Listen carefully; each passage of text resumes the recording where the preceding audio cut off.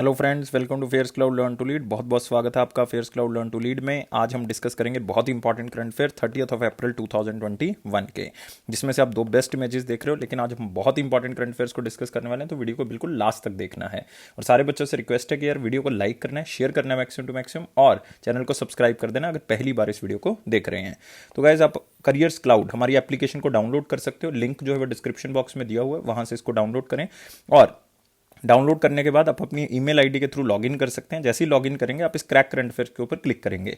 जैसे क्लिक करेंगे तो आप इसमें 1 साल की और 2 साल की वैलिडिटी जो है वो क्या कर सकते हैं, यहाँ पे परचेज कर सकते हैं। मतलब या तो 12 महीने के लिए या फिर 24 महीने के लिए परचेज कर सकते हैं।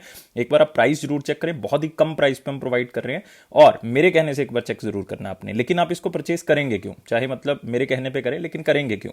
तो इसमें आपको मिलेगा daily current affairs. Daily current affair में हम आपको 3 तरह के सेक्शंस देंगे, जिसमें आपको डिटेल करंट अफेयर मिलेगा पर्टिकुलर उस दिन का, क्वेश्चन एंड आंसर फॉर्मेट में करंट अफेयर मिलेंगे उस दिन के, और साथ ही साथ जो है वो आप क्विज भी कर सकते हो हमारी एप्लीकेशन के ऊपर। देख सकते हो कि यार मुझे करंट अफेयर याद रह भी रहा है या मुझे और प्रैक्टिस करने की जरूरत है। नेक्स्ट होगा वीकली करंट अफेयर सेक्शन। इसमें भी 3 सेक्शंस मिलेंगे। एक में मिलेगा आपको डिटेल्ड करंट अफेयर पर्टिकुलर उस दिन का, क्वेश्चन एंड आंसर फॉर्मेट में करंट अफेयर उस दिन के, बेसिकली उस वीक के, और क्विज सेक्शन होगा जो कि आप हमारी वेबसाइट पे या सॉरी एप्लीकेशन के ऊपर जो है वो आप उसको क्या कर सकते हो, अटेम्प्ट कर सकते हो। क्योंकि पहले क्विज जो है वो वेबसाइट पे होता था, लेकिन अभी सिर्फ एप्लीकेशन के ऊपर होता है। तो एप्लीकेशन के ऊपर आप उसको अटेम्प्ट कर सकते हो और देख सकते हो कि मुझे और प्रिपरेशन की जरूरत है या नहीं है। नेक्स्ट होगा मंथली सेक्शन। मंथली सेक्शन में हम आपको अलग अलग तरह के सेक्शंस दे रहे हैं, जिस तरह से स्टडी पीडीएफ, मतलब डिटेल्ड करंट अफेयर अगर आपने करना है पूरा थ्योरेटिकल फॉर्म में, तो आप इस पीडीएफ का यूज करोगे। पढ़ने के बाद फिर रिवाइज करने के लिए आप क्वेश्चन एंड आंसर पीडीएफ का यूज करोगे, जिससे आप हर महीने का करंट अफेयर रिवाइज कर सकते हो। नेक्स्ट होगा बेस्ट 100 करंट अफेयर, वो भी क्वेश्चन एंड आंसर फॉर्मेट में आपको मिलेंगे। मतलब उस महीने के बेस्ट 100 करंट अफेयर आप रिवाइज कर सकते हो। पॉकेट पीडीएफ, जो कि आप एग्जाम से पहले यूज करोगे, और इसमें थ्योरेटिकल 1 लाइनर 2 लाइनर में आपको करंट अफेयर्स मिल जाएंगे, और उससे आप अपने एग्जाम से पहले बहुत ही अच्छी से क्विकली जो है वो करंट अफेयर्स को रिवाइज कर सकते हो। ऐसे ही दोस्तों आपकी प्रिपरेशन को और अच्छा बनाने के लिए हम आपको प्रोवाइड कर रहे हैं टॉपिक वाइज पीडीएफ। मतलब पर्टिकुलर अगर आपको लग रहा है कि यार आपका कोई टॉपिक वीक है, तो आप उसको रिवाइज करना चाहते हो, तो आप इस टॉपिक वाइज पीडीएफ का यूज करें। और इसमें क्या होगा कि एग्जाम से पहले जो भी टॉपिक आपको लगता है कि यार मेरा वीक है, उसको उठाएं और उसको अपने एग्जाम से पहले रिवाइज करें, ताकि आपकी एग्जाम की जो आप कह सकते हो परफॉर्मेंस है वो सामने आए कि हाँ यार हमने कुछ पढ़ के गए थे। और अगर आप बैंकिंग स्टूडेंट हो, तो बैंकिंग स्टूडेंट्स के लिए हम अलग से 3 तरह की चीजें लेके आते हैं। लाइक कंटेंट देते हैं उनको, एक डिटेल्ड कंटेंट मिलेगा बैंकिंग और इकोनॉमी का, क्वेश्चन एंड आंसर फॉर्मेट में बैंकिंग और इकोनॉमी की पीडीएफ आपको मिलेगी, और साथ ही साथ दोस्तों आपको मिलेगा बैंकिंग एंड इकोनॉमी का क्विज, जो आप हमारी एप्लीकेशन के ऊपर जो है वो अटेम्प्ट कर सकते हो। एक होगा एग्जाम पीडीएफ। जैसे आपका मान लो कल एग्जाम है, तो आपने 2021 का पूरा करंट अफेयर पढ़ना है, तो आपने सिर्फ एक ही पीडीएफ उठानी है। वो कौन सी उठानी है? एग्जाम पीडीएफ, क्योंकि इसमें पिछला सारा करंट अफेयर जो है वो हम कंबाइन करते रहते हैं और एक पीडीएफ के अंदर ऐड होता रहता है वो। नेक्स्ट होगा स्पेशल करंट अफेयर, जो कि बजट और इकोनॉमिक सर्वे होगा। तो फैक्ट्स बजट के और इकोनॉमिक सर्वे के जो आपको एग्जाम में पूछे जा सकते हैं, क्योंकि ये आपको क्वेश्चन एंड आंसर फॉर्मेट में भी मिलेगा, डिटेल में भी मिलेगा। नेक्स्ट होगा स्टेट करंट अफेयर, क्योंकि यार जो बच्चे सेंट्रल गवर्नमेंट के एग्जाम की तैयारी कर रहे हैं, कई बार वैकेंसी लेट आती है, जैसे एसएससी का भी 2018 का रिजल्ट आया, तो इस तरह से जो है वो स्टेट के एग्जाम की भी तैयारी कर रहे हैं, तो स्टेट करंट अफेयर भी यार हम कवर कर रहे हैं, ताकि आपका करंट अफेयर कहीं पे भी कोई मिस ना हो। तो हम हर स्टेट और यूनियन टेरिटरी को क्या कर रहे हैं, कवर कर रहे हैं। तो इसका मतलब इसके लिए कोई अलग अलग सब्सक्रिप्शन नहीं है, ये सारी एक ही सब्सक्रिप्शन है। आपने सिर्फ एप्लीकेशन को डाउनलोड करना है, आपने इस ईमेल आईडी के थ्रू लॉग इन कर लेना है, और इस क्रैक करंट अफेयर के ऊपर क्लिक करना है, ताकि आपकी प्रिपरेशन जो है वो अच्छी हो सके, और आप 1 साल और 2 साल की सब्सक्रिप्शन जो है वो ले सके। लिंक डिस्क्रिप्शन बॉक्स में गिवन है, वहां से एप्लीकेशन को डाउनलोड करें। प्राइस बहुत ही कम है, एक बार चेक जरूर करें, और इस तरह से आपकी प्रिपरेशन जो है वो बहुत अच्छी हो जाएगी। और उसके ऊपर भी यार आपको 10% एक्स्ट्रा डिस्काउंट मिल रहा है। ऑलरेडी प्राइस कम है, लेकिन मेरी तरफ से ये आपको मिल रहा है अगर आप #10 कोड का यूज करेंगे। और अगर आपका कोई भी स्पोर्ट या क्वेरी है, तो आप यहां से जो है वो हमें ईमेल कर सकते हैं। sport@affairsclub.com पे आप हमें ईमेल करें, इस नंबर पे कांटेक्ट कर सकते हैं, या फिर आप कोई भी जो वीडियो के नीचे जो है वो अपना कमेंट छोड़ दें, मैं उसके ऊपर जो है एक आधे दिन के अंदर रिप्लाई कर दूंगा, जैसे ही मेरे पास वो कमेंट जो है पहुंच जाता है। तो यार आज स्टार्ट करते हैं फिर 30 अप्रैल 2021 का करंट अफेयर। और मैं सारे बच्चों से रिक्वेस्ट करना चाहूंगा कि यार वो वीडियो को लाइक जरूर कर दें। वो 700+ लाइक के टारगेट को अचीव करवाएंगे। सब्सक्राइब करना है चैनल को, और शेयर करना है मैक्सिमम टू मैक्सिमम। तो स्टार्ट करते हैं मोस्ट इंपॉर्टेंट क्वेश्चन सेक्शन के साथ। और पहला क्वेश्चन है, which country become the first country to adopt self driving cars on motorways. तो सेल्फ ड्राइविंग कार्स आ गई हैं दोस्तों, मतलब आपने सिर्फ बैठना है, अपने आप वो कार चलेगी। और ये कौन सी कंट्री जो है वो लेके आ रही है? ये कंट्री हमारे पास यूनाइटेड किंगडम। यूनाइटेड किंगडम जो है दोस्तों इसको लेके आएगा और ये उन्होंने पॉलिसी बना ली है रिसेंटली, अभी उनका ड्राफ्ट जो है वो तैयार हो रहा है, तो उसके लिए उन्होंने पूरा ड्राफ्ट जो है वो तैयार कर लिया है। तो United Kingdom become the first country to announce regulation to use the self driving vehicles to slow speeds on motorway. अभी जो है वो स्लो स्पीड पे चलाया जाएगा और इस तरह की जो है वो आप एक डिज़ाइन जो है वो देख रहे हो, तो वहां से लिया गया है। तो उन्होंने अलाउ कर दिया और इसके लिए एक टेक्नोलॉजी यूज होगी, ऑटोमेटेड लेन कीपिंग सिस्टम, मतलब अपने आप ही जो है वो एक लेन में चलेंगी एक ही स्पीड पे। और फिलहाल इसको रिस्ट्रिक्ट किया गया कि 60 किलोमीटर पर आवर से कम कम ही जो है वो इसकी स्पीड रखी जाएगी।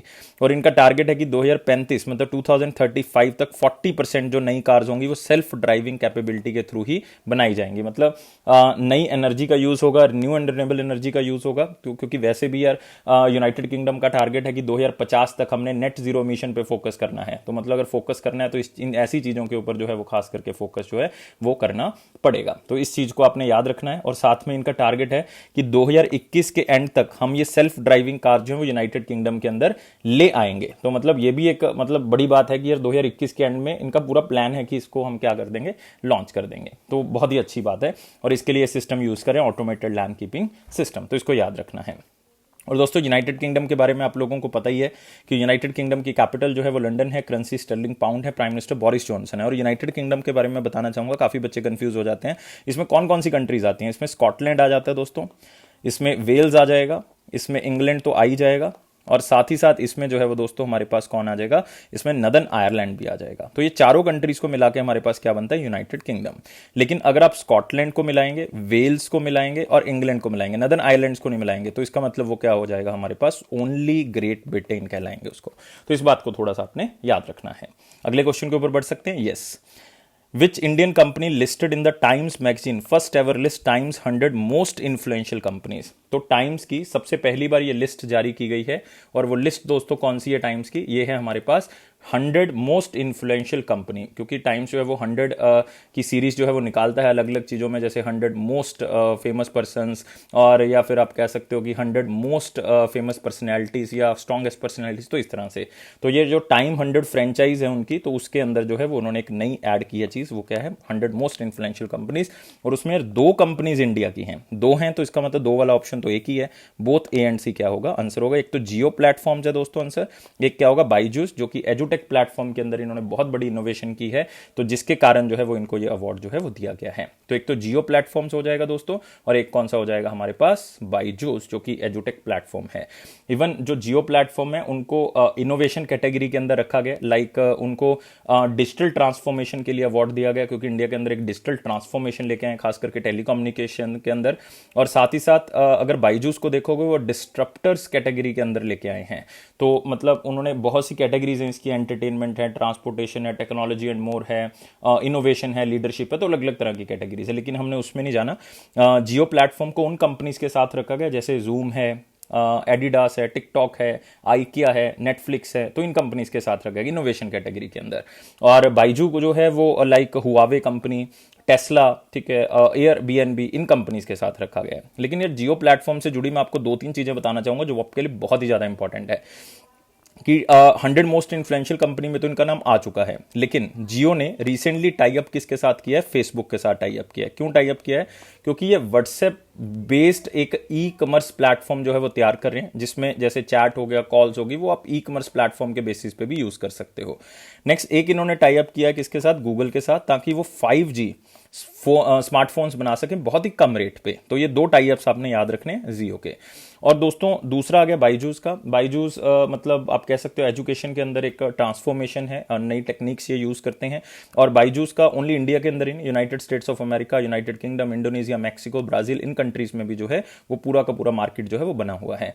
और रिसेंटली अगर मैं बात करूं, बायजूस ने एक बहुत बड़े इंस्टीट्यूट को खरीदा है जिसका नाम है आकाश एजुकेशनल सर्विसेज, जो कि आप कह सकते हो मेडिकल नॉन मेडिकल के स्टूडेंट्स को पढ़ाते हैं, और बहुत बड़ा प्लेटफॉर्म था, और इसको बायजू ने खरीद लिया है और इसको $1 बिलियन कॉस्ट पे जो है वो खरीदा है। और रिसेंटली इन्होंने व्हाइट जूनियर हैट, मेरे ख्याल से सारे बच्चों ने यार इसकी एडवर्टाइजमेंट को देखा होगा, बहुत एडवर्टाइजमेंट टीवी के ऊपर आपको दिखी होगी, व्हाइट हैट जूनियर की, ऋतिक रोशन ऐड करते हैं इसकी, तो किड्स को कोडिंग सिखाने के लिए, तो इसको भी खरीद लिया। इवन इन्होंने 2019 में, मुझे याद आ रहा है कि इन्होंने कंपनी को खरीदा था जिसका नाम क्या था, ओस्मो, बेसिकली ये गेमिंग कंपनी थी, एजुकेशनल गेमिंग कंपनी थी, तो वो खरीदी थी इन्होंने 2019 के अंदर, लेकिन बहुत पुरानी बात है।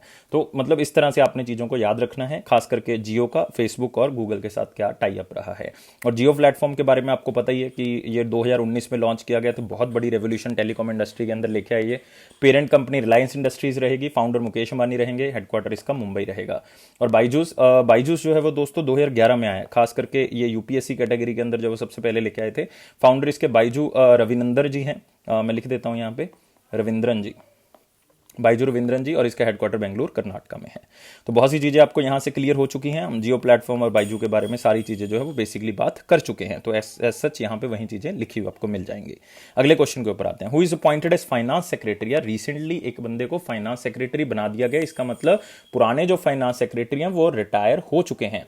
तो आपको पता होना चाहिए यार वो पुराने फाइनेंस सेक्रेटरी हमारे पास कौन थे। तो पुराने तो थे अजय भूषण पांडे, तो ये तो हमारे पास कौन थे, ये तो फॉर्मर हमारे पास हो गए फाइनेंस सेक्रेटरी। नए किसको अपॉइंट किया गया, टीवी सोमनाथन को। तो याद रखना टीवी सोमनाथन जी जो क्या है नए फाइनेंस सेक्रेटरी हैं, इनको रिसेंटली अपॉइंट किया गया है। और मैं आपको एक इंफॉर्मेशन देना चाहूंगा, खास करके बच्चों को शायद नहीं पता होगा कि मिनिस्ट्री ऑफ फाइनेंस के अंदर यार 4 सेक्रेटरीज होते हैं, 4 सेक्रेटरीज होते हैं, क्योंकि वो अलग अलग 4 डिपार्टमेंट्स के अंदर डिवाइडेड है।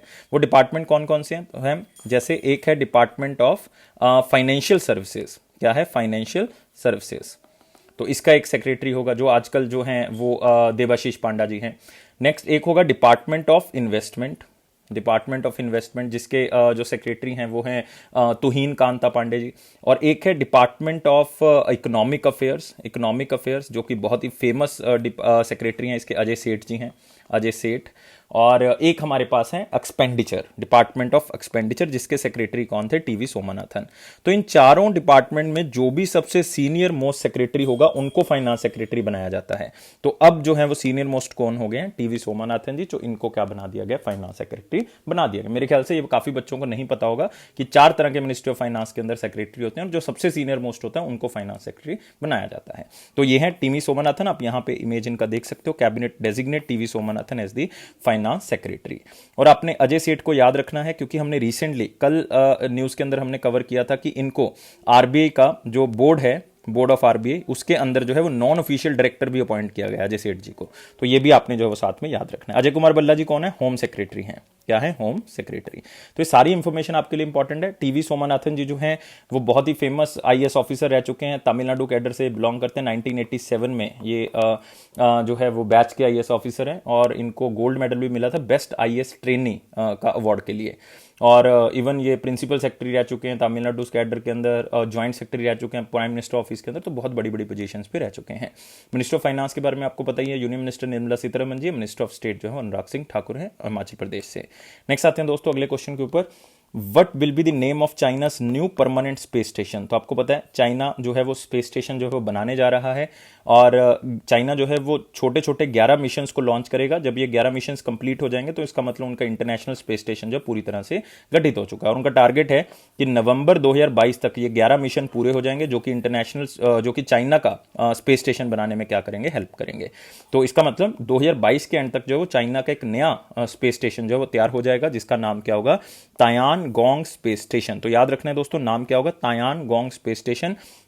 और 11 में से इन्होंने पहला मिशन जो है वो लॉन्च कर दिया है। उस मिशन के अंदर जो है इन्होंने क्या लॉन्च कर दिया, इन्होंने लॉन्च कर दिया है एक अपना कोर मॉड्यूल, जिसका नाम है तियानहे और हेवनली हार्मनी। तो याद रखना है तियानहे और हेवनली हार्मनी, जो क्या काम करके आएगा वहां पे, वो वहां पे लिविंग क्वार्टर्स जो है वो बना के आएगा, जहां पे क्रू मेंबर जो हैं वो रह सकते हैं जो स्पेस स्टेशन में जाएंगे, ताकि चाइना को कोई भी जो मिशन होगा उनका उसको करने में आसानी हो।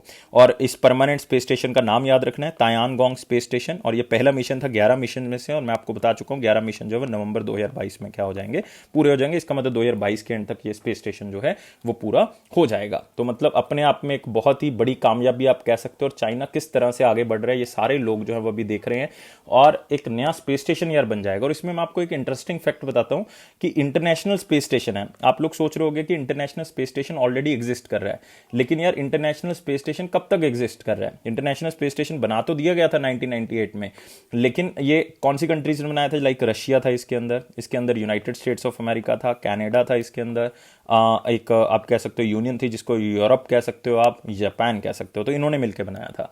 लेकिन इसकी कोई ना कोई वैलिडिटी तो होगी यार। इसकी वैलिडिटी 2024 तक की ही है, मतलब इंटरनेशनल स्पेस स्टेशन 2024 में रिटायर हो जाएगा। तो बाय डिफॉल्ट 2024 के एंड तक या 2025 के स्टार्टिंग में आपके पास सिर्फ एक ही स्पेस स्टेशन रह जाएगा। वो कौन सा रह जाएगा? तायान गोंग स्पेस स्टेशन। ये बहुत बड़ी कामयाबी होगी चाइना के लिए, और चाइना का एक बहुत बड़ा मतलब आप कह सकते हो टारगेट है कि 2030 तक इन्होंने स्पेस के अंदर अपने आप को बहुत बड़ा ट्रांसफॉर्मेशन करना है और पावर में आ जाएंगे, स्पेस पावर बन जाएंगे ये। ठीक है, एक तो क्वेश्चन आपको यहां से क्लियर हो गया कि चाइना का स्पेस स्टेशन का नाम क्या है। दूसरा क्वेश्चन यहां पे है कि जब चाइना ने एक नया रॉबोट जो है वो लॉन्च किया है, रॉबोट प्रोटोटाइप है बेसिकली, अभी उसका एक वर्जन है जिसका नाम है NEO-01। ये क्या करेगा? जितने भी स्पेस के अंदर लाइक सैटेलाइट्स हैं वो खराब हो चुके हैं, जंक है ना, खराब पड़े हुए हैं, तो उनको इकट्ठा करेगा। मतलब जो जंक स्पेस में पड़ा हुआ है उसको इकट्ठा करेगा, जो कूड़ा करकट वहां पे पड़ा हुआ है उसको सबको क्या कर लेगा? इकट्ठा कर लेगा, और उसको वहीं पे जला दिया जाएगा इलेक्ट्रिक प्रोपल्शन सिस्टम के थ्रू, मतलब इलेक्ट्रिक सिस्टम के थ्रू उसको जला दिया जाएगा। तो इसको याद रखना है, ये स्पेस के अंदर जो कूड़ा करकट है उसको इकट्ठा करने के लिए लॉन्च किया गया NEO-01 नाम से। तो इस चीज को भी आपने याद रखना है। तो दो चीजें होगी इस क्वेश्चन के अंदर, मतलब जो याद रखने वाली हैं। और इवन आपको एक एक्स्ट्रा इंफॉर्मेशन मिल गई है, दैट वो कौन सी वो मिल चुकी है आपके पास, कि इंटरनेशनल स्पेस स्टेशन जब 2024 में रिटायर हो जाएगा और आपके पास सिर्फ चाइना का ही रह जाएगा। और चाइना की स्पेस एजेंसी का नाम जो है वो आपको पता है, चाइना नेशनल स्पेस एडमिनिस्ट्रेशन, जिसका हेडक्वार्टर आपको कहां पे मिलेगा? बीजिंग, चाइना के अंदर। तो ये सारी इंफॉर्मेशन हो चुकी है, सारी चीजें हम डिस्कस कर चुके हैं। अगले क्वेश्चन के ऊपर बढ़ सकते हैं, लेकिन उससे पहले एक बार ऑप्शंस आप जरूर चेक कर लें। जैसे मीर स्पेस स्टेशन है यार, आप यहां पे देख लो, ये मीर स्पेस स्टेशन कौन सी कंट्री का है? तो ये स्पेस स्टेशन जो है वो दोस्तों उसका है USSR का। लेकिन ये 1986 में बनाया गया था, लेकिन बाद में ये किसके पास चला गया? रशिया के पास। मतलब ये किसके पास चला गया? ये चला गया रॉसकॉस्मोस के पास। रॉसकॉस्मोस का मतलब है, मैं किस कंट्री की बात कर रहा हूँ यहाँ पे? मैं बात कर रहा हूँ यहाँ पे रशिया की, है ना, क्योंकि उसकी स्पेस एजेंसी है ये। तो ये लॉन्च हुआ था दोस्तों मिर 1986 में, लेकिन ये इसकी वैलिडिटी खत्म हो गई थी 2001 में, मतलब ये रिटायर हो गया। फिर आता है सल्यूत स्पेस स्टेशन। सल्यूत जो स्पेस स्टेशन है, ये 1 2 3 4 5 6 7 ऐसे करके लॉन्च किए गए, और जो लास्ट वाला 7 था वो लॉन्च किया गया था 1982 में, और 1991 में ये रिटायर हो गया था जब USSR जो है वो टूट गया था। फिर आता है स्काईलैब स्पेस स्टेशन। ये दोस्तों USA का था, नासा का था मतलब स्काईलैब। ये 1973 में लॉन्च किया गया था और 1979 में ये रिटायर हो गया था। तो मतलब ये सारे के सारे रिटायर्ड है, पुराने स्पेस स्टेशन है, लेकिन कौन सी कंट्री से बिलोंग है? तो फिलहाल तो आपके पास सिर्फ एक ही है, इंटरनेशनल स्पेस स्टेशन, और उसके रिटायर होने के बाद एक ही रह जाएगा, चाइना का। बस ये दो ही है। और इसरो का भी प्लान है कि वो लॉन्च करेंगे, नाम अभी बताया नहीं है, कौन से ईयर में करेंगे ये भी उनका टारगेट है, लेकिन कह रहे हैं कि 2025 तक शायद जो है वो लॉन्च कर दिया जाए इसको। लेकिन अभी 2030 भी जो है वो कहा जा रहा है कि 2030 तक जो है हमारा अपना स्पेस स्टेशन होगा। पहले 2025 एक डेडलाइन आई थी, लेकिन बाद में इसको 2030 कह दिया गया था, क्योंकि उनको लगा कि इसको बनाने में 5 से 7 साल जो है वो लगेंगे। क्लियर? तो चलो अगले क्वेश्चन के ऊपर आते हैं। UK will get world first most powerful weather climate forecasting super computer. तो एक सुपर कंप्यूटर बनाया जा रहा है यूनाइटेड किंगडम की तरफ से, जो कि वेदर क्लाइमेट फोरकास्टिंग में काम करेगा, और ये 2022 तक जो है वो तैयार हो जाएगा। और ये बनाने में यूनाइटेड किंगडम की हेल्प कौन करेगा? तो दूसरी बार यूनाइटेड किंगडम का नाम पढ़ रहे हो आप आज। एक तो सेल्फ ड्राइविंग कार के लिए पढ़ चुके हो, और अब किसके लिए पढ़ रहे हो? वेदर सिस्टम के लिए जो है वो इसको पढ़ रहे हो। और ये वेदर क्लाइमेट फोरकास्टिंग का सुपर कंप्यूटर दोस्तों बनाया जाएगा किसकी हेल्प से? माइक्रोसॉफ्ट से। तो याद रखना है, माइक्रोसॉफ्ट जो है वो इसमें हेल्प करेगा बनाने में। यूनाइटेड किंगडम जो है बाय डिफॉल्ट इसमें पैसा लगाएगा, मतलब 1.2 बिलियन पाउंड जो है वो इसमें लगाए जाएंगे। और ये टारगेट है कि हमने ये जो बनाना है पूरा का पूरा सुपर कंप्यूटर, ये हमने एनर्जी एफिशिएंसी टेक्नोलॉजी के थ्रू बनाना है, क्योंकि यूनाइटेड किंगडम का सपना है कि नेट जीरो एमिशन करनी है 2050 तक। नेट जीरो मिशन के ऊपर फोकस करना है। तो world most powerful weather climate change forecasting super computer बनाना है यूके ने, और ये माइक्रोसॉफ्ट के बनाया जाएगा। और यहां पे देख रहे हो मेट ऑफिस, मतलब ये यूनाइटेड किंगडम का मेट्रोलॉजिकल ऑफिस है, जिन्होंने ये हमें कहा है कि हम ऐसा करेंगे। तो इसमें 1.2 बिलियन पाउंड जो है वो खर्चा होगा, मतलब ऑलमोस्ट अगर आप इंडिया के हिसाब से देखोगे तो 12,400 करोड़ रुपीज जो है वो खर्च होंगे।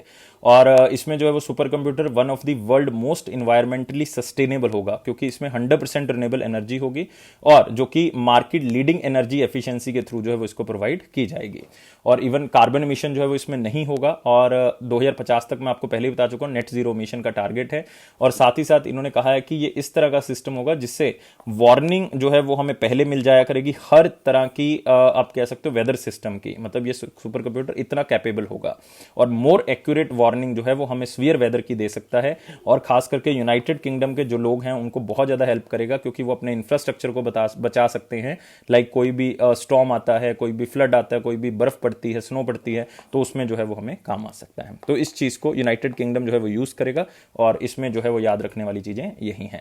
और एक रिसेंट रिलेटेड न्यूज़ आपको बता देता हूँ, खास करके इंडिया से रिलेटेड है वो, कि जो सीडैक है, सीडैक का मतलब centre for development of advance computing, जिसका जो हेडक्वार्टर है वो पूना में है। तो उन्होंने कहा है कि हम एक इंडिया में आर्टिफिशियल इंटेलिजेंस सुपर कंप्यूटर बनाने जा रहे हैं, जिसका नाम क्या होगा, परम सिद्धि आर्टिफिशियल इंटेलिजेंस। तो सिंपल है यार, परम सिद्धि आर्टिफिशियल इंटेलिजेंस ये होगा, जो कि इंडिया का largest artificial intelligence based super computer होगा। तो इसको याद रखना अपने। नेक्स्ट क्वेश्चन के ऊपर आते हैं। अगला है वेरी इंपॉर्टेंट क्वेश्चन, लेकिन यार वीडियो को लाइक जरूर कर दें, 300+ लाइक्स हमें चाहिए। सब्सक्राइब कर देना चैनल को, शेयर करना मैक्सिमम टू मैक्सिमम। तो पहला क्वेश्चन है, India and which country will establish 2+2 ministerial dialogue. ये बहुत ही इंपॉर्टेंट है दोस्तों। 2+2 बहुत बार आप सुनते हो, लेकिन काफी बच्चों को यार ये पता नहीं है कि एक्चुअल में इस 2+2 का मतलब क्या होता है। तो मैं आपको बताना चाहूंगा, 2+2 का मतलब 2 मिनिस्ट्रीज हमारी तरफ से, 2 मिनिस्ट्रीज उनकी तरफ से। 2 मिनिस्ट्रीज कौन कौन सी होती हैं, एक तो फॉरेन मिनिस्ट्रीज होती हैं दोस्तों, और एक कौन सी होती है, डिफेंस मिनिस्ट्री। मतलब हमारी तरफ से कौन पार्टिसिपेट करेगा, एक डिफेंस मिनिस्ट्री की बात कर रहे हैं तो राजनाथ जी पार्टिसिपेट कर लेंगे, फॉरेन मिनिस्ट्री की बात कर रहे हैं तो सुब्रमण्यम जयशंकर जी पार्टिसिपेट इसके अंदर कर लेंगे। तो अब कौन सी कंट्री के साथ 2+2 मिनिस्ट्रियल डायलॉग होगा, क्योंकि मेरे ख्याल से ज्यादातर बच्चों ने एक ही कंट्री के साथ सुना हुआ है कि इंडिया का होता है, और वो कौन सी कंट्री के साथ होता है, यूनाइटेड स्टेट्स ऑफ अमेरिका। लेकिन मैं आपको बताना चाहूंगा, इंडिया का तीनों क्वाड कंट्रीज के साथ जो है वो मिनिस्ट्रियल डायलॉग होता है 2+2। एक तो यूनाइटेड स्टेट्स ऑफ अमेरिका, एक जापान, और एक ऑस्ट्रेलिया। क्योंकि आपको पता है क्वाड कंट्रीज जो है वो 4 हैं, इंडिया, यूएसए, जापान और ऑस्ट्रेलिया। तो ये 3 कंट्रीज के साथ तो ऑलरेडी इंडिया का 2+2 मिनिस्ट्रियल डायलॉग है। तो इसका मतलब यहां से अगर हम ऑप्शन को आउट करेंगे तो यहां पे कोई ऑप्शन नहीं आउट हो रहा। तो यस, जापान जो है वो यहां पे आउट हो रहा है। तो फ्रांस और जर्मनी के साथ नहीं है, तो आंसर क्या होगा इसका, रशिया होगा दोस्तों। तो रशिया के साथ इंडिया जो है 2+2 मिनिस्ट्रियल डायलॉग किया करेगा। और आपने याद रखना है, रशिया जो है वो ऐसा 4th कंट्री है, क्योंकि 3 तो ऑलरेडी है इंडिया के साथ, और फर्स्ट नॉन क्वाड कंट्री है, फर्स्ट नॉन क्वाड कंट्री है जिसके साथ 2+2 मिनिस्ट्रियल डायलॉग जो है वो होगा। तो बाय डिफॉल्ट इससे क्या होगा, हमारे बाइलेटरल रिलेशन तो इंप्रूव होंगे ही होंगे, जो रशिया के साथ ऑलरेडी हमारे बहुत अच्छे हैं। स्पेस एक्सप्लोरेशन में रशिया हमारी हेल्प करता है, रिन्यूएबल एनर्जी सेक्टर में हेल्प करेगा, हाइड्रोजन इकोनॉमी में करेगा। और स्पेशली व्लादिमीर पुतिन जो है वो 2021 में इंडिया में आने भी वाले हैं, अगर ये कोविड-19 की सिचुएशन जो है वो किसी तरह से ठीक रही तो। ये भी मतलब आप थोड़ा सा याद रख सकते हैं कि 2021 में व्लादिमीर पुतिन इंडिया आएंगे, जो कि राष्ट्रपति हैं रशिया के। और दोस्तों एक बात याद रखनी है कि हमने रिसेंटली 3rd वैक्सीन जो हमने अप्रूव की है वो भी कहाँ की है, रशिया की ही है। 3rd वैक्सीन रशिया की है, स्पुतनिक। तो ये आप याद रखना है, ये क्वेश्चन आएगा, मतलब एसबीआई में आएगा, है ना। तो ये याद रखोगे। तो स्पुतनिक वैक्सीन जो है वो रशिया की है। रशिया जो कोविड-19 वैक्सीन है उसको इंडिया में जो है वो परवान कर दिया गया उसको। और साथ ही साथ ये तीसरी वैक्सीन होगी इंडिया की, क्योंकि पहली 2 वैक्सीन है, एक का नाम है कोविशील्ड, कोविशील्ड जो है वो सीरम इंस्टीट्यूट ऑफ इंडिया ने बनाई है, कोवैक्सीन जो है वो भारत बायोटेक ने बनाई है। तो रशियन मैन्युफैक्चरिंग, जो रशियन वैक्सीन है वो इंडिया में मैन्युफैक्चर की जाएगी, एक लैब की तरफ से इसको मैन्युफैक्चर किया जाएगा, और अप्रैल 2021 में इसको आना है, और काफ़ी इसकी डोजेज आ चुकी हैं, और भी जो है डोजेज इसके अंदर आ जाएंगे। और रिसेंटली इंडिया अक्टूबर 2020 में भी 2+2 डायलॉग कर चुका है, किसके साथ, यूएसए के साथ, क्योंकि मेन जो इंपॉर्टेंट है वो यूएसए के साथ ही रहा है, लेकिन अब रशिया के साथ भी रहेगा, क्योंकि रशिया और यूएसए की आपस में नहीं बनती। So that's why. तो रशिया की कैपिटल मॉस्को है, करेंसी रूबल है, और प्रेसिडेंट व्लादिमीर पुतिन है। तो मेरे ख्याल से सारी इंफॉर्मेशन यहाँ पे हम कवर कर चुके हैं। तो आप देख सकते हो व्लादिमीर पुतिन और प्राइम मिनिस्टर मोदी जी। तो फॉरेन मिनिस्टर और डिफेंस मिनिस्टर जो है इसमें मिलते हैं, ये बात आपने याद रखनी है। मैं इवन एक्स्ट्रा इंफॉर्मेशन आपको बहुत ज्यादा बता चुका हूँ। अगले क्वेश्चन के ऊपर बढ़ते हैं। प्रोजेक्ट दंतक, तो कीवर्ड आपके पास आ गया, completed 60 years, this project is related to which country. तो एक प्रोजेक्ट आपको यहाँ पे दिया गया है, दंतक प्रोजेक्ट। ये दंतक प्रोजेक्ट का मतलब दोस्तों क्या है, दंतक प्रोजेक्ट का मतलब है कि इंफ्रास्ट्रक्चर जो है वो बनाया जाएगा, खास करके किसका, रोड्स का। तो मोटरेबल रोड्स का इंफ्रास्ट्रक्चर जो बनाना है, नई रोड्स को कंस्ट्रक्ट करना है, किस कंट्री के अंदर, भूटान के अंदर। ये प्रोजेक्ट दोस्तों स्टार्ट किया गया था 1961 में, अब 2021 में इसके 60 ईयर्स जो है वो क्या हो चुके हैं, कंप्लीट हो चुके हैं। तो मतलब डायमंड जुबली एक तरह की हम क्या कह सकते हैं कि इसको सेलिब्रेट किया जा रहा है। और 1961 में तब हमारे प्राइम मिनिस्टर थे पंडित जवाहरलाल नेहरू जी ने, तब उन्होंने ये जो है वो एग्रीमेंट साइन किया था भूटान गवर्नमेंट के साथ। और उस टाइम पे आप कह सकते हो कि 3rd किंग थे भूटान के, जो वहां पे रूल कर रहे थे। तो बॉर्डर रोड ऑर्गेनाइजेशन की तरफ से वहां पे कई चीजों का निर्माण किया गया। तो भूटान है दोस्तों इसका आंसर, दंतक प्रोजेक्ट। तो आप यहां पे देख सकते हो पारो एयरपोर्ट या जॉनफुला एयरफील्ड, थिम्पू का अगर आप देखोगे राशीगैंग हाईवे, थिम्पू कैपिटल है दोस्तों भूटान की, टेलीकम्युनिकेशन और हाइड्रो पावर प्रोजेक्ट और बहुत से और इंस्टीट्यूशन और स्कूल्स को वहां पे निर्माण जो है वो किया गया। तो इस चीज को अपने थोड़ा सा याद रखना है बस, दंतक प्रोजेक्ट, भूटान, और ये चीजें जो है वो आपके लिए क्या है, इंपॉर्टेंट है। और दोस्तों इसमें एक चीज आपने और याद रखनी है, वो क्या याद रखोगे आप कि जो हमारे पास करेंसी है भूटान की वो कौन सी है। तो ये आपने थोड़ा सा याद रखना है। भूटान की कैपिटल तो मेरे ख्याल से आपको पता है, भूटान की कैपिटल कौन सी है, भूटान की कैपिटल जो है वो थिम्पू है। और भूटान की जो करेंसी है वो मेरे ख्याल से काफी बच्चों को नहीं पता, वो है दोस्तों नगुल त्रम। तो याद रखेंगे नगुल त्रम, ठीक है, इसको याद रखना, नगुल त्रम जो है वो करेंसी है, भूटानीज नगुल त्रम। नेक्स्ट आते हैं दोस्तों अगले क्वेश्चन के ऊपर, which bank launched digital saving service for merchants, merchant stack. तो मर्चेंट स्टैक नाम से एक डिजिटल बैंकिंग सर्विस स्टार्ट की गई है एमएसएमई को आगे बढ़ाने के लिए, आप कह सकते हो स्मॉल मीडियम या माइक्रो इंडस्ट्रीज को आगे बढ़ाने के लिए। तो वो हमारे पास जो है वो ये नाम से एप्लीकेशन जो है वो किसने स्टार्ट किया, या इस नाम से जो है वो डिजिटल बैंकिंग सर्विस जो है वो किसने स्टार्ट की है। और मैं आपको बताना चाहूंगा ये इस पूरे स्टैक का पहले नाम क्या होता था, आईसीआईसीआई स्टैक। तो अब जो है वो इसी के अंदर एक मर्चेंट स्टैक नाम से इसको बनाया गया है। तो इसका मतलब आंसर क्या होगा दोस्तों, इसका आईसीआईसी होगा। तो आप यहां पे देख सकते हो ICICI bank launch digital banking service merchant stack.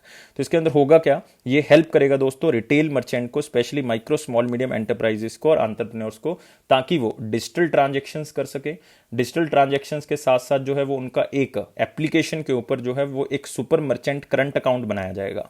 इस करंट अकाउंट का फायदा क्या होगा कि यार जैसे बिजनेसमैन को पैसे की जरूरत है तो वो ओवरड्राफ्ट ले सकते हैं। क्या कर सकते हैं, ओवरड्राफ्ट ले सकते हैं इस अकाउंट के थ्रू, और उनको एक एक्सप्रेस क्रेडिट भी जो है वो दिया जाएगा। एक एक्सप्रेस क्रेडिट का मतलब है उनको थोड़ा सा लोन जो है वो यहां पे दे दिया जाएगा। इवन इनका एप्लीकेशन के ऊपर ही एक डिजिटल स्टोर मैनेजमेंट फैसिलिटी मिल जाएगी, जिसमें ऑनलाइन बिजनेस के लिए मर्चेंट्स को जो है हेल्प मिलेगी, और साथ ही साथ इंस्टेंट क्रेडिट फैसिलिटी मिलेगी पॉइंट ऑफ सेल ट्रांजेक्शंस के ऊपर, मतलब जितनी ट्रांजेक्शंस होंगी उसके ऊपर भी जो है वो आपको लोन जो है वो मिल सकता है। तो ये मतलब हर तरह की फैसिलिटी इसके अंदर दी जा रही है। इससे क्या होगा कि आप जो छोटे छोटे बिजनेसमैन है, micro small and medium enterprises हैं, तो उनको जो है वो इससे हेल्प मिलेगी। और इसको यूज कैसे करना है, इसके लिए एक एप्लीकेशन आपको पता ही है यार, वो कौन सी एप्लीकेशन है, इंस्टा बिजनेसमैन। तो इंस्टा बिज जो है वो एप्लीकेशन को डाउनलोड करना है, उसके थ्रू जो ICICI corporate internet banking platform है उसके थ्रू आप इसको असेस कर सकते हो। और रिसेंटली आईसीआईसी ने इंस्टा फॉरेक्स ऐप भी जो है वो लॉन्च की थी, किसके लिए, मनी चेंजर्स के लिए। ये मतलब पहली बार हुआ है कि किसी बैंक ने मनी चेंजर्स के लिए जो है वो ऐसा किया है। और याद रखना ये आईसीआईसी बैंक है और इंस्टा फॉरेक्स नाम से इन्होंने इसको लॉन्च किया मोबाइल एप्लीकेशन को। इससे क्या होगा, जो ऑथराइज्ड मनी चेंजर्स हैं और आईसीआईसी बैंक के साथ जो है वो पार्टनरशिप रखते हैं, वो एक कार्ड जो है वो किसी भी कस्टमर को दे सकते हैं, चाहे वो बैंक का है चाहे नहीं है। तो उस कार्ड का नाम होगा ICICI bank forex prepaid card, ICICI bank forex prepaid card, और वो किसी भी कस्टमर को दे सकते हैं। और जो केवाईसी होगा या जो भी केवाईसी से रिलेटेड डिटेल होगी वो आप इसी एप्लीकेशन के ऊपर अपलोड कर सकते हो, उसी से जांच जो है वो हो जाएगी। मतलब एक तो कॉन्टेक्टलेस होगा और एक जो है वो मनी चेंजर्स को हेल्प भी मिल जाएगी और उसके थ्रू जो है काम भी हो जाएगा। तो याद रखना है इंस्टा एफएक्स। और आईसीआईसी ऐसा पहला बैंक है जो मनी चेंजर्स के लिए एप्लीकेशन बना के लेके आया है। आईसीआईसी के बारे में याद रखना है 1995 में इसको स्टैब्लिश किया गया था और हेडक्वार्टर इसका मुंबई में है। एमडी और सीईओ संदीप बख्शी हैं और इसकी टैगलाइन है, हम है ना ख्याल आपका। नेक्स्ट आते हैं दोस्तों अगले क्वेश्चन के ऊपर। अगला क्वेश्चन है, who one the gold medal in archery world cup. दो चीजें इंपॉर्टेंट है इस क्वेश्चन में कि आर्चरी वर्ल्ड कप एक तो होस्ट किसने किया है, ये सबसे इंपॉर्टेंट हो गया कि आर्चरी वर्ल्ड कप को किसने होस्ट किया है और किसने इसके अंदर जो है वो गोल्ड मेडल जीता है। तो सबसे पहले इसको होस्ट जो है वो किसने किया है, वो ग्वाटेमाला ने किया है। किसने किया है, ग्वाटेमाला के अंदर। और ये आप कह सकते हो कि सेंटर अमेरिका का जो है वो ग्वाटेमाला हिस्सा है। और ग्वाटेमाला की कैपिटल जो है वो क्या है, ग्वाटेमाला सिटी है दोस्तों। करेंसी जो है वो ग्वाटेमालियन क्वेट्जल है, QUETZAL। तो याद रखना है करेंसी जो है क्वेट्जल है। तो एक तो ग्वाटेमाला ने इसको जो है वो होस्ट किया है। तो इंडिया के अंदर पावर कपल आर्चरी के अंदर किसको कहा जाता है, हस्बैंड वाइफ, बहुत ही फेमस अतानु दास या अतनु दास आप कह सकते हो, और दीपिका कुमारी, दोनों को गोल्ड मेडल मिला है इंडिविजुअल कैटेगरी के अंदर। मतलब आंसर क्या होगा, बोथ ए एंड सी होगा। तो सिंपल क्वेश्चन है यार, सिंपल। आप इसको सिर्फ क्वेश्चन जो आपको स्लाइड में दिख रहा है उसी से याद रख सकते हो कि आर्चरी वर्ल्ड कप के अंदर अतनु दास या अतानु दास और दीपिका कुमारी को गोल्ड मेडल जो है वो मिला है। और अतानु दास ने जो है वो किसको हराया था, वो डेनियल कैस्ट्रो को हराया था स्पेन से, और दीपिका ने जो है वो मैकेंजी ब्राउन को हराया था, लेकिन आपने ये याद नहीं रखना किसको हराया था क्योंकि ये इंपॉर्टेंट ही नहीं है। और तानू ने इवन ब्रॉन्ज मेडल भी जीता है मिक्स कैटेगरी के अंदर अंकिता के साथ, तो मतलब ये भी आप थोड़ा सा याद रख सकते हो, लेकिन ये ब्रॉन्ज वाला इतना ज़्यादा इंपॉर्टेंट नहीं है, गोल्ड जो है वो ज़्यादा इंपॉर्टेंट है। और आपको एग्जामिनर ये भी पूछ सकता है कि तानू दास दीपिका कुमारी जो है वो कौन सी गेम से बिलोंग करते हैं, तो ये भी आपने याद रखना है, आर्चरी। और ये पावर कपल के नाम से जाने जाते हैं क्योंकि ये हस्बैंड वाइफ हैं दोनों। नेक्स्ट आते हैं दोस्तों अगले क्वेश्चन के ऊपर, India and which country signed a pact on customs cooperation and mutual administrative assistance in the customs matter. मतलब अगर इस न्यूज़ को सिंप्लीफाई कर लें कि कस्टम मतलब जो भी सामान हमारा जा रहा है दोनों कंट्रीज के बीच में, इंडिया और यूनाइटेड किंगडम के बीच में, तो वो क्या होगा, लेजिटिमेट तरीके से जाए, लीगल तरीके से जाए, तो उसमें जो भी कस्टम मैटर्स होंगे वो दोनों आपस में क्या करेंगे, शेयर करेंगे, ताकि कोई भी इलीगल ट्रेड जो है वो दोनों कंट्रीज के बीच में ना आ सके और ना ही जा सके। तो ये मतलब उसके लिए, ताकि दोनों कंट्रीज में एक तो नया इंफॉर्मेशन और इंटेलिजेंस शेयरिंग यूनिट बन सके दोनों कंट्रीज के बीच में, और साथ में जो रिक्वायरमेंट्स है इंडियन कस्टम की या यूके कस्टम की, तो वो दोनों की दोनों क्या हो सके, पूरी हो सके। तो इसमें दो चीजों के ऊपर खास करके ध्यान दिया जाएगा कि ओरिजिन ऑफ गुड्स जो है वो कहां से मतलब गुड्स आ रही हैं, कहां की तरफ जा रही हैं, और कितनी उसकी कस्टम वैल्यू है, उसके ऊपर जो है वो ध्यान दिया जाएगा कि गलत जो है वो कस्टम जो वैल्यू लिखवा के जो है वो निकल ना जाए कहीं पे। तो इसलिए मतलब प्रिवेंट किया जाएगा इसको कि इलीगल या इलेजिटिमेट ट्रेड जो है वो ना हो सके, लेजिटिमेट ट्रेड जो है वो हो सके। तो ये चीज आपने याद रखनी है। तो ये तो हो गया कस्टम मैटर्स के बारे में। और आप यहां पे देख सकते हो कैबिनेट अप्रूव्स, मतलब नरेंद्र मोदी जी की जो कैबिनेट है उन्होंने अप्रूव कर दिया है कि यूनाइटेड किंगडम के साथ हम इस तरह का पैक्ट जो है वो कर रहे हैं कि दोनों तरफ से ये शेयरिंग ऑफ इंफॉर्मेशन जो है वो कर दी जाएगी। लेकिन इंडिया की तरफ से ये कौन सा डिपार्टमेंट देखता है, तो आपको पता होना चाहिए जितना भी कस्टम्स का मैटर है वो सारा देखता है central board of indirect taxes and customs. याद रखना है, central board of indirect taxes and customs. और मतलब जितनी भी चाहे सेंट्रल एक्साइज ड्यूटी है, कलेक्शन ऑफ कस्टम है, लॉज फॉर्मुलेशन है, वो सारी यही करते हैं, जो कि मिनिस्ट्री ऑफ फाइनेंस का ही पार्ट है। लेकिन इसमें एक बात याद रखने वाली ये है कि सीबीआईसी के करंटली हेड कौन है, एम अजीत कुमार। याद रखोगे कौन है, एम अजीत कुमार, और इसका हेडक्वार्टर तो न्यू दिल्ली है।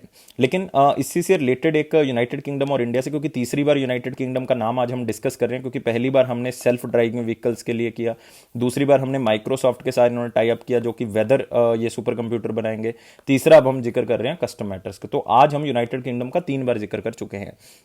तो इंडिया और यूनाइटेड किंगडम जो है वो एक ज्वाइंट टास्क फोर्स बना रहा है, जिसमें बहुत हायर एजुकेशन ऑफिशियल जो हैं वो डेजिग्नेट किए गए हैं इस ऑर्गेनाइजेशन के अंदर, ताकि दोनों कंट्रीज के अंदर एक काम हो सके, म्यूचुअल रिकॉग्नाइजेशन हो सके एकेडमिक क्वालिफिकेशंस की ओवर द नेक्स्ट ईयर। मतलब अगले साल से जो इंडिया की क्वालिफिकेशंस हैं, जो भी डिग्री है, वो यूनाइटेड किंगडम के अंदर एक्सेप्टेड हो सके। ये डिग्रीज यूनाइटेड किंगडम के अंदर एक्सेप्टेड होंगे और यूनाइटेड किंगडम वाली इंडिया के अंदर एक्सेप्टेड होगी। तो मेन प्रॉब्लम तो यार इंडिया को ही है, तो इसका मतलब उसके लिए इंडिया के लिए फायदा होगा।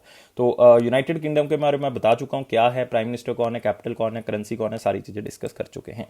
नेक्स्ट आते हैं, Indian bank signed an MOU with which company to provide telecom services. तो एक बहुत ही इंपॉर्टेंट पॉइंट है खास करके बैंकिंग एस्पिरेंट्स के लिए। ऑलरेडी ये इनकी सेवा यूज कर रहे हैं, लेकिन अब उन्होंने कहा है कि यार एक अच्छे टैरिफ रेट पे आप हमें ये सुविधाएं प्रोवाइड करो इंडियन बैंक के अंदर। वो एटीएम्स को लेके भी होगा, वो उनकी ब्रांचेस को आपस में कनेक्ट करने के लिए भी होगा, और ये सर्विसेज कौन प्रोवाइड करेगा, बीएसएनएल प्रोवाइड करेगा। मतलब मैं यहां पे बात कर रहा हूं भारत संचार निगम लिमिटेड की। और शायद आपको जान के जो है वो हैरानी होगी, क्योंकि बीएसएनएल काफी लोग जो है वो प्रेफर नहीं करते, क्योंकि इनकी सर्विसेज जो है वो काफी, आप कह सकते हो कि कम थी, लेकिन अभी काफी इंप्रूवमेंट इन्होंने कर ली है। तो बीएसएनएल ओनली एक ऐसा टेलीकॉम सर्विस प्रोवाइडर है जो इंडिया में बैंक्स को, ब्रांचेस को और एटीएम्स को कनेक्ट करता है रूरल और रिमोट लोकेशंस में, रूरल और रिमोट एरियाज में। क्योंकि बीएसएनएल आपको पता है यार गवर्नमेंट सब्सिडरी है, तो प्राइवेट जो कंपनी होगी वो रिमोट एरियाज में जाती नहीं है, क्योंकि पॉपुलेशन कम है तो फायदा नहीं होता। लेकिन गवर्नमेंट का तो सोशल वर्क है, उन्होंने तो करना ही करना है। तो बाय डिफॉल्ट जो है वो बीएसएनएल एक ऐसा टेलीकॉम सर्विस प्रोवाइडर है जो ब्रांचेस और एटीएम्स को रूरल और रिमोट एरियाज में क्या करता है, कनेक्ट करता है। और आपको पता है बीएसएनएल और इसकी सब्सिडरी एमटीएनएल मतलब महानगर टेलीकॉम निगम लिमिटेड, और ये कनेक्ट करते हैं more than 5000 branches and ATMs of the Indian bank, including Allahabad bank भी आ गया, क्योंकि इलाहाबाद बैंक रिसेंटली मर्ज कर दिया गया है किसके अंदर, इंडियन बैंक के अंदर। तो बहुत सी इंफॉर्मेशन फिर से आप गेन कर चुके हैं। तो Indian bank science MOU with the BSNL, तो ये सारी इंफॉर्मेशन हम कर चुके हैं। लेकिन यहां पे याद रखने वाली चीज क्या है, यहां पे याद रखना आपने Indian bank. Yes, Indian bank जो है वो उसके एमडी और सीईओ कौन है, पदमझा चंद्रू। तो याद रखोगे दोस्तों पदमझा चंद्रू। एग्जीक्यूटिव डायरेक्टर कौन है इसके, शनाय विश्वनाथ हैं, तो याद रखने रख सकते हो, अदरवाइज इतना इंपॉर्टेंट है, विश्वनाथ याद कर लो। हेडक्वार्टर तमिलनाडु में है और इसका बनाया कब गया था, 1907 में। और बीएसएनएल के बारे में याद रख सकते हो, बीएसएनएल के सीएमडी मतलब चेयरमैन एंड मैनेजिंग डायरेक्टर हैं प्रवीण कुमार, और इसका हेडक्वार्टर कहां पे, न्यू दिल्ली। नेक्स्ट आते हैं दोस्तों अगले क्वेश्चन के ऊपर, who is appointed as MD and C of Axis bank. तो आप सोच रहे होगे कि यार मैं इसको मोस्ट इंपॉर्टेंट क्वेश्चन में क्यों नहीं लेके आया कि अगर एक्सिस बैंक की बात हो रही है। तो दोस्तों इसलिए नहीं लेके आया क्योंकि ये ऑलरेडी एमडी और सीईओ हैं, लेकिन इनका टाइम पीरियड ही बढ़ा दिया गया है। इनको पहले 2019 में अपॉइंट किया गया था 3 साल के लिए। अब इनका टाइम पीरियड जो वो खत्म होने वाला था जनवरी 1 2022 में, मतलब अभी भी पड़े थे 6-7 महीने, तो जनवरी 1 2022 में खत्म होना, लेकिन पहले इनका टाइम पीरियड 3 साल और बढ़ा दिया गया। मतलब अब ये रिटायर होंगे जाके 31 दिसंबर 2024 को, क्योंकि एक तो पूरा 2022 का साल मिल गया, 2023 का पूरा मिल गया, 2024 का भी पूरा मिल गया, तो 3 साल जो है वो पूरे मिल गए। और ये बंदा कौन है? अमिताभ चौधरी। तो मेरे ख्याल से सारे बच्चों को ही पता था यार अमिताभ चौधरी कौन है। तो आप यहाँ पे देख सकते हो इनका फोटो अमिताभ चौधरी जी का। इनका 3 साल का टाइम पीरियड बताएगा। अब ये 2024 को क्या होंगे? रिटायर होंगे। इवन आरबी एंड जितने भी बैंक के शेयर होल्डर हैं सबने इनकी अपॉइंटमेंट को जो है वो अप्रूव कर दिया है। लेकिन बाकी नाम जो है वो आपके लिए दोस्तों बहुत ज़्यादा इंपॉर्टेंट है, तो इनको भी जो है वो आपने याद रखना है। जैसे इसमें आप एक नाम देख रहे हो, वो कौन सा देख रहे हो? विश्ववीर आहूजा। और विश्ववीर आहूजा का नाम बिकॉज इंपॉर्टेंट है क्योंकि रिसेंटली हमने इसको जनवरी में ही कवर किया है कि एमडी और सीईओ बनाए गए किस बैंक के? आरबीएल बैंक के। तो याद रखेंगे किसके? आरबीएल बैंक के। नेक्स्ट एक नाम है किसका? जेके शिवान। जेके शिवान आपके लिए नाम इंपॉर्टेंट है क्योंकि ये एमडी और सीईओ बनाए गए किसके? धनलक्ष्मी बैंक के। धनलक्ष्मी बैंक के, जिसके डायरेक्टर ऑफ डायरेक्टर्स बनाए गए थे 3, तो उसके एमडी और सीईओ किसको बनाया गया? जेके शिवान को, धनलक्ष्मी बैंक। नेक्स्ट है सेनापति गोपाला कृष्ण। दोस्तों ये नाम जो है इसको भूलना नहीं है क्योंकि ये आरबीआई से रिलेटेड है, और ये नाम इसलिए बता रहा हूं क्योंकि आरबीआई का एक इनोवेशन हब था जिसको रिजर्व बैंक इनोवेशन हब कहा गया। उसके पहले चेयरपर्सन कौन थे? सेनापति गोपाला कृष्ण। तो याद रखना है, इनोवेशन हब ऑफ आरबीआई। तो सारी चीज़ें कवर कर चुके हैं। एक्सिस बैंक के बारे में आप थोड़ा सा याद रख सकते हो, अदरवाइज मैं हर बार रिपीट करते रहता हूँ कि इसको इस्टेब्लिश किया गया था कौन सी ईयर में? 1993 में। हेडक्वार्टर था इसका मुंबई महाराष्ट्र। टैगलाइन थी बढ़ती का नाम जिंदगी। नेक्स्ट आते हैं दोस्तों अगले क्वेश्चन के ऊपर, DRDO conducted successful maiden trial of Python 5, it is and dash missile. तो कौन सी मिसाइल है दोस्तों ये? जो पाइथन 5 है, और मैं आपको बताना चाहूंगा इसको इजराइल की कंपनी ने जो है वो तैयार किया है। इसको इजराइल की कंपनी ने तैयार किया है और उसका नाम जो है वो राफेल कंपनी है। तो कंफ्यूज नहीं होना कि फ्रांस से है वो, तो याद रखना है इजराइल ने इसको तैयार किया है। और ये दोस्तों एयर टू एयर मिसाइल है, और इस मिसाइल को आप जो तेजस एयरक्राफ्ट है, लाइट कॉम्बैट एयरक्राफ्ट है हमारा, उससे लॉन्च किया जा सकता है। तो मतलब कैपेबल है। तो आप यहाँ पे तेजस देख रहे हो और यहाँ पे आप मिसाइल की लॉन्चिंग देख रहे हो। तो ये है दोस्तों Python 5, air to air missile है। मतलब आप इसको किसी भी तेजस एयरक्राफ्ट से इसको लॉन्च कर सकते हो। और इसका जो है वो गोवा में जो है वो निरीक्षण किया गया। और साथ ही साथ इसमें याद रखने वाली 3 बातें कि इंफ्रारेड गाइडेड मिसाइल है, ये इंफ्रारेड के थ्रू जो है वो काम करती है। और राफेल एडवांस्ड डिफेंस सिस्टम ने बनाया, जो कि राफेल की एक कंपनी मतलब इसराइल की एक कंपनी है। और इसकी रेंज जो है वो कितनी है? 20 किलोमीटर की है। तो ये चीज़ें जो है वो आपने क्या रखनी है? याद रखनी है दोस्तों कि Python 5 20 kilometre infrared guided missile, Israel ने इसको क्या किया है? तैयार किया है। तो इंपॉर्टेंट होगी चीजें। और इसको तेजस फाइटर से जो है वो बनाया, मतलब इसको क्या किया जा सकता है? लॉन्च किया जा सकता है। और जो कि एचएएल ऑलरेडी बना रहे हैं, हिंदुस्तान एरोनॉटिक्स लिमिटेड जो है वो तेजस का कॉन्ट्रैक्ट है उनके पास। वो ऑलरेडी 83 तेजस एयरक्राफ्ट का जो कॉन्ट्रैक्ट लेके बैठे हैं और तेजस का बनाएंगे वो।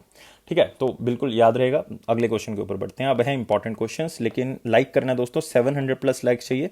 सब्सक्राइब करना है चैनल को और शेयर करना है मैक्सिमम टू मैक्सिमम।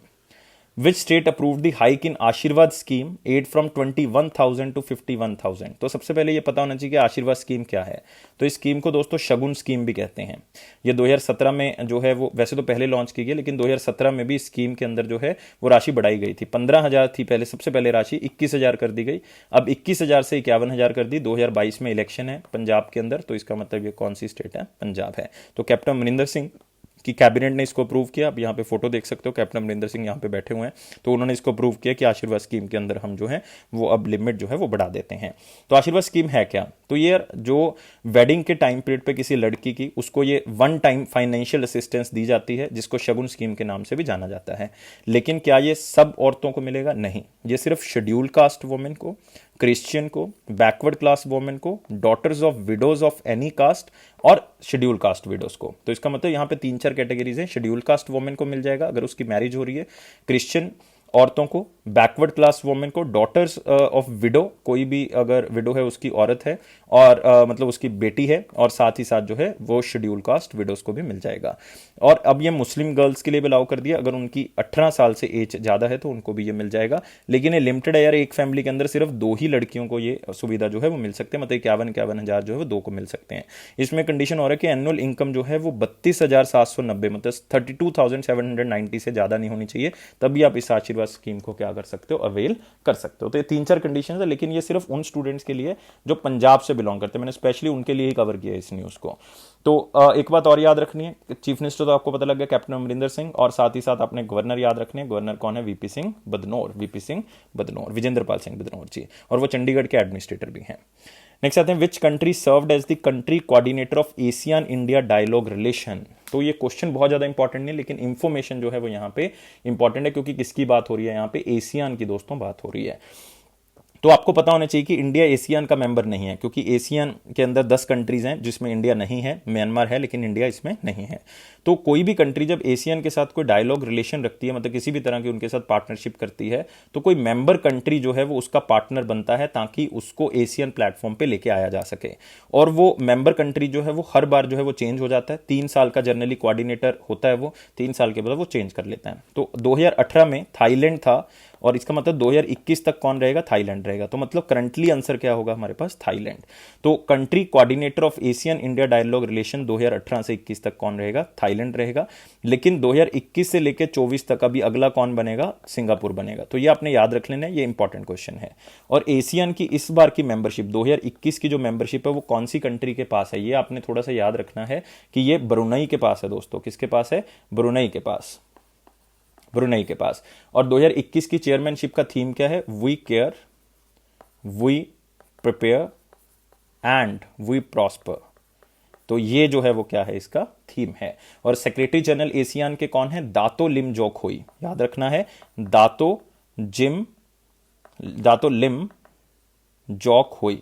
तो ये नाम थोड़ा सा एक बार पढ़ लेना है। और ये इनका टाइम पीरियड जो है वो क्या है? 2018 से लेके 22 तक है। और इसका हेडक्वार्टर कहाँ पे दोस्तों? Jakarta, Indonesia. कितनी कंट्रीज मेंबर हैं? 10 कंट्रीज मेंबर हैं। जैसे ब्रुनई तो रहेगा ही रहेगा, एक आपको सिंगापुर पता लग गया, एक आपको जो है वो यहाँ पे थाईलैंड पता लग गया, वियतनाम है, लाओस है, कंबोडिया है, मलेशिया है, इंडोनेशिया शायद मैं बोल चुका हूँ, फिलीपींस है, सिंगापुर हो गया, थाईलैंड हो गया। तो 10 कंट्रीज यहाँ पे कंप्लीट हो जाती हैं। तो इसलिए 10 कंट्रीज जो है इसकी क्या है? मेंबर हैं। तो ये चीजें आपने याद रखनी है। और यहाँ पे आप देख सकते हो, रीवा गांगुली दास को चेयर्ड दी 23rd Asian India senior official meeting.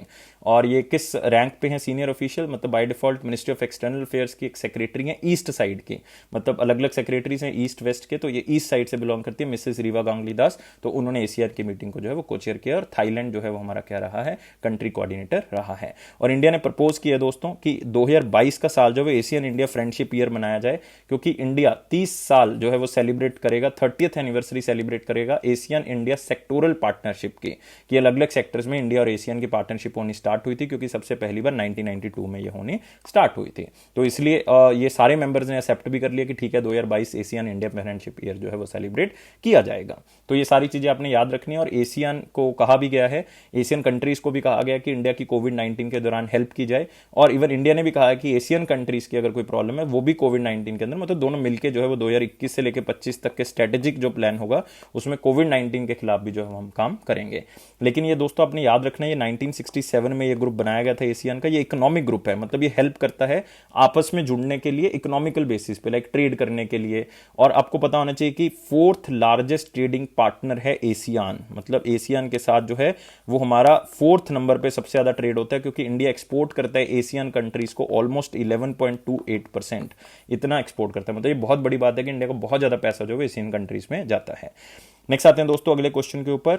अगला है हमारे पास 1 लाइनर पॉइंट्स, और उसमें पहला पॉइंट है हमारे पास, Norway contributes 20 million NOK to India for कोविड-19 रिलीफ फंड। तो बहुत सी कंट्रीज यार इंडिया की सहायता कर रही हैं इस क्राइसिस के अंदर। ऑक्सीजन नहीं है, हमारे पास जो है वो बेड्स नहीं है, हमारे पास जो है वो पैसा नहीं है। तो इस टाइम पीरियड पे हर तरह की मदद जो है वो की जा रही है। इवन कनाडा ने इंडिया की मदद जो है वो की है। कनाडा ने 10 मिलियन यूएसडी जो है वो प्रोवाइड किए इंडियन रेड क्रॉस को, ताकि मेडिकल इमरजेंसी में कोई प्रॉब्लम ना है। न्यूजीलैंड ने $1 मिलियन न्यूजीलैंड डॉलर, मतलब ऑलमोस्ट 5 करोड़ रुपए जो है वो दिए हैं कोविड-19 रिलीफ रिलीफ के लिए।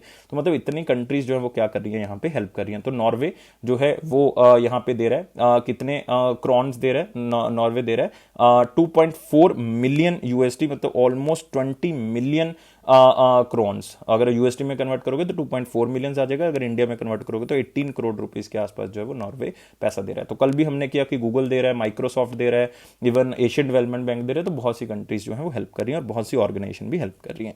Next, government of national capital territory of Delhi amendment act in Delhi comes into force. तो ये मार्च में पास हुआ था दोस्तों, एनसीटी एक्ट, जिसको हम कह देते हैं कि नॉर्थ या national capital territory of Delhi. तो अमेंडमेंट एक्ट ऑफ 2021, जिसके तहत उन्होंने कह दिया कि गवर्नमेंट जो वर्ड यूज होगा दिल्ली के अंदर, उसका मतलब होगा लेफ्टिनेंट या लेफ्टिनेंट गवर्नर। मतलब जो इलेक्टेड गवर्नमेंट होगी न्यू दिल्ली के अंदर, उनको लेफ्टिनेंट गवर्नर से परमिशन लेनी पड़ेगी कोई भी एक्शन लेने से पहले। तो सिंपल है यार, उन्होंने एक्ट चेंज कर दिया। 1991 का ये पुराना एक्ट था, अब 2021 जो है वो नया एक्ट बन जाएगा। तो अनिल बाइजल जी हैं, वो अभी जो हैं वो लेफ्टिनेंट गवर्नर हैं यूटी ऑफ दिल्ली के, जिनको रिसेंटली आज मैं न्यूज़ देख रहा था तो उसमें उनको कोविड पॉजिटिव जो है वो आ चुके हैं। Next, government retain the GPF interest rate unchanged at 7.1% for Q1 of the financial year 22। तो याद रखना दोस्तों, जीपीएफ मतलब हम किसकी बात कर रहे हैं, जनरल प्रोविडेंट फंड या फिर कोई और नॉन गवर्नमेंट प्रोविडेंट फंड होगा या ग्रेचुटी फंड होगा, उसमें इंटरेस्ट रेट जो है 7.1% रहेगा फर्स्ट क्वार्टर तक। क्योंकि अप्रैल 2020 में ये चेंज किया गया था, 7.9% से 7.1% किया गया था, ताकि ज़्यादा पैसा जो है वो खराब ना हो, ज़्यादा पैसा जो है वो ना जाए और पैसा जो है वो सरकार के पास पड़ा रहे, इसीलिए जो है वो ईयर किया गया। तो 7.1%। Next, Wipro sets to reach net zero green house gas emission by 2040। तो विप्रो ने कह दिया कि हम कार्बन एमिशन को बिल्कुल ही खत्म कर देंगे, 2040 तक हम जो है वो बिल्कुल क्या हो जाएंगे, यहाँ पे खत्म कर देंगे पूरा का पूरा net zero gas green house gas emission जो है वो 2040 तक हो जाएगी खत्म। मतलब हम पूरा का पूरा हम लाइक ग्रीन एनर्जी के ऊपर शिफ्ट हो जाएंगे। और उन्होंने छोटे टारगेट भी रखे हैं बीच में कि हम 2030 तक जो है वो 55% जो है वो रिडक्शन कर देंगे ग्रीन हाउस गैसेस में। और बेस ईयर उन्होंने लिया है 2016-17 का, कि 2016-17 के हिसाब से हम जो है वो 55% जो है वो ग्रीन हाउस गैसेस को कम कर देंगे 2030 में। तो विप्रो मतलब यहाँ पे इंपॉर्टेंट कंपनी जो कार्बन एमिशन के लिए जो मतलब काफी कार्बन एमिशन जो इसमें होता है। तो प्ले ट्रू डेट 2021 अप्रैल 9। तो ज़्यादा इंपॉर्टेंट दिन नहीं कहूँगा, लेकिन जो है वो आप ऑनेस्टली खेलो, आप मतलब डोपिंग ना यूज़ करो, कोई ड्रग्स वगैरह यूज़ ना करो खेलते समय, ताकि आपकी परफॉर्मेंस इन्हेंस हो जाए और बाकियों के साथ जो है वो गलत हो जाए। तो ऐसी हमने नहीं यूज़ करनी, इसलिए इसको सेलिब्रेट कौन करता है, basically world anti doping agency जो है वो इसको क्या करती है, सेलिब्रेट करती है। तो ये 9 अप्रैल को सेलिब्रेट किया जाता है इसीलिए कि क्लीन स्पोर्ट को प्रमोट किया जा सके, एथलीट्स को क्लीन स्पोर्ट किया जा सके। और इसका थीम भी जो है वो जो दोस्तों यही रखा गया है, what does play true mean to you, what does play true mean to you. तो यही इसका थीम जो है वो रखा गया है। तो सिंपल है, ज़्यादा इंपॉर्टेंट दिन नहीं कहूँगा, लेकिन हाँ एक बार पढ़ जरूर लें। Next, Supreme Court justice Mohan M Shantanagoudar ji passed away at the age of 63। तो इसमें ज़्यादा इंपॉर्टेंट चीज़ क्या है कि ये सुप्रीम कोर्ट के जो हैं वो जज थे और अभी जो है वो काम कर रहे थे सुप्रीम कोर्ट के अंदर। 2017 के अंदर सुप्रीम कोर्ट के अंदर जज थे और तभी से जो है सुप्रीम कोर्ट के अंदर ही हैं, और 2023 में इन्होंने रिटायर होना था। तो मतलब थोड़ा सा आप याद रख सकते हैं। और ये कर्नाटका से बिलोंग करते हैं, ये आप थोड़ा सा याद रखेंगे। और एज ए वकील इन्होंने जो है वो करियर स्टार्ट किया था 1980 में। तो एक मोटिवेशन भी है कि देखो वकील से करियर स्टार्ट करके बंदा चीफ जस्टिस तक पहुंचा है, तो मतलब बहुत बड़ी बात जो है वो उन्होंने अचीव की है। तो ये सारी चीज़ें आपने याद रखनी है, एक बार पढ़ जरूर लेना, खास करके वन लाइनर पॉइंट्स को। बातें question of the day. Question of the day क्या है, which was the first bank to introduce ATM in India. तो ये दोस्तों हमारे पास कौन सा है, HSBC। तो याद रखना है, Hong Kong and Shanghai bank corporation जो है ये हमारे पास पहला बैंक है जिसने 1987 में मुंबई में जो है वो एटीएम की स्थापना की थी। लेकिन इसी के साथ दोस्तों एक वर्ड जो है वो काफी बच्चे मेरे से पूछ रहे थे, कमेंट बॉक्स में भी काफी बच्चों ने मेरे से पूछा कि सर एक स्कीम और स्टार्ट की गई थी, वो कौन सी थी, दैट वाज स्वधन। स्वधन मतलब अपना धन जो हमारा अकाउंट में पड़ा हुआ है। तो इंडियन बैंकिंग एसोसिएशन, ध्यान से सुनना है, इंडियन बैंकिंग एसोसिएशन 1997 में क्या करती है, एक स्वधन नाम से एक प्रोग्राम चलाती है, जिसको जो है वो जितने भी एटीएम्स हैं इंडिया के अंदर उसको शेयर किया जाएगा आपस में। और इसके लिए कंपनी बनाएगी इंडिया स्विच एसोसिएशन, जिसको 5 साल का कॉन्ट्रैक्ट दिया गया कि ठीक है आप इसके लिए काम करो। और जितने भी कार्ड होल्डर्स होंगे, जिनके पास भी कार्ड होगा, वो क्या कर सकते हैं, कैश को विड्रॉ कर सकते हैं। कहां से, एटीएम से। अब एटीएम से विड्रॉ कर सकते हैं, ठीक है। अब मान लो मैं एसबीआई में मेरा अकाउंट है, एसबीआई की एटीएम मशीन है, एसबीआई के कार्ड है, तो इसका मतलब क्या हुआ, मेरे लिए फ्री है ट्रांजैक्शन। लेकिन अब मेरा बैंक ऐसा है जिसकी एटीएम मशीन ही नहीं है, तो मैं एसबीआई किसी के पैसे निकाल सकता हूँ, वो कहते हैं निकाल लो, कोई दिक्कत नहीं, फीस लगेगी उसकी, है ना। तो मतलब जिस बैंक का आपके पास एटीएम कार्ड है लेकिन उसका एटीएम खुद नहीं है, तो अगर और बैंक से निकालोगे तो आपके पैसे लगेंगे। तो वो मतलब इस स्वेदन के थ्रू जो है वो लगाया गया था। लेकिन इंडिया स्विच कंपनी जो है 5 साल के बाद इनका कॉन्ट्रैक्ट जो है वो रिन्यू नहीं किया गया, या आप कह सकते हो कि ये फेल हो गई थी, जिसके बाद जो है ये खत्म ही कर दिया गया और स्वेदन नाम से ये चीज़ जो है वो खत्म होगी। तो इसलिए आपने याद रखना है आफ्टर द कोलैप्स ऑफ स्वेदन की bank of India, union bank of India और बहुत से बैंक जो है फिर इन्होंने एटीएम शेयरिंग नेटवर्क बना लिया था, जिसका नाम रख दिया था इन्होंने कैश ट्री, कैश ट्री। ठीक है, तो इस तरह से आप थोड़ा सा याद रख सकते हो। चलो अगले क्वेश्चन के ऊपर आते हैं। अब आते हैं question of the day. Question of the day क्या है? Original headquarter of RBI were located. तो ओरिजिनल हेडक्वार्टर आरबीआई का कहां पे था जब आरबीआई को स्टैब्लिश किया गया था? क्योंकि 1937 में बाद में चेंज किया गया था, तो आपने बताना है ओरिजिनल हेडक्वार्टर कहां पे था। कमेंट बॉक्स में आंसर बताना है। और दोस्तों आज एक बहुत ही दुखी हृदय से मैं आपको बता रहा हूं, even one of my favourite Hindi जगत के बहुत ही फेमस आप कह सकते हो जर्नलिस्ट, इनका देहांत हो गया बहुत ही कम एज में यार, 42 ईयर्स की एज में जो है वो इनका देहांत हो गया। तो बहुत ही दुखद, मतलब मैं पर्सनली बहुत ज़्यादा शॉक्ड हूँ और बहुत ही दुखी हृदय से आपको भी ये मतलब सूचित कर रहा हूँ इस चीज़ के बारे में। और मतलब ऐसा किसी के साथ भी नहीं होना चाहिए। तो मतलब हम अफेयर्स क्लाउड टीम की तरफ से, करियर्स क्लाउड टीम की तरफ से, इवन मैं पर्सनली इनको श्रद्धांजलि दे रहा हूँ यहाँ पे, और आप लोग भी जो हैं वो बिल्कुल इनके लिए प्रार्थना करेंगे। Thank you guys. और आप भी अपना जो है वो बहुत ज़्यादा ध्यान रखें, घर से बाहर ना निकले, यही मेरी आपसे प्रार्थना है। किसी भी काम को जो है, जो भी है उसको टालें। अगर नहीं टल रहा तो आप उसको फटाफट करके जो है वापस आ जाएं, अगर नहीं टल रहा तो अदरवाइज बहुत ज़्यादा बहुत ज़्यादा ज़रूरी है तो ही करें, अदरवाइज जो है वो उसको छोड़ दें। तो मतलब लाइफ बहुत ज़्यादा जो है वो कीमती है, लेकिन सीरियस नहीं लेना बस इसको। मतलब लाइफ इज़ जस्ट ए, आप कह सकते हो गेम। तो मतलब कोई भी देखो, आप देख सकते हो अभी रोहित सरदाना जी के साथ जो है वो क्या हुआ, तो अपने अधूरे काम जो है वो छोड़ के चले गए हैं। तो मतलब मेरे लिए वर्ड्स जो हैं वो बहुत ज़्यादा कम है। तो 700 प्लस लाइक्स दोस्तों आप प्रोवाइड करेंगे, ये हमारा टारगेट है।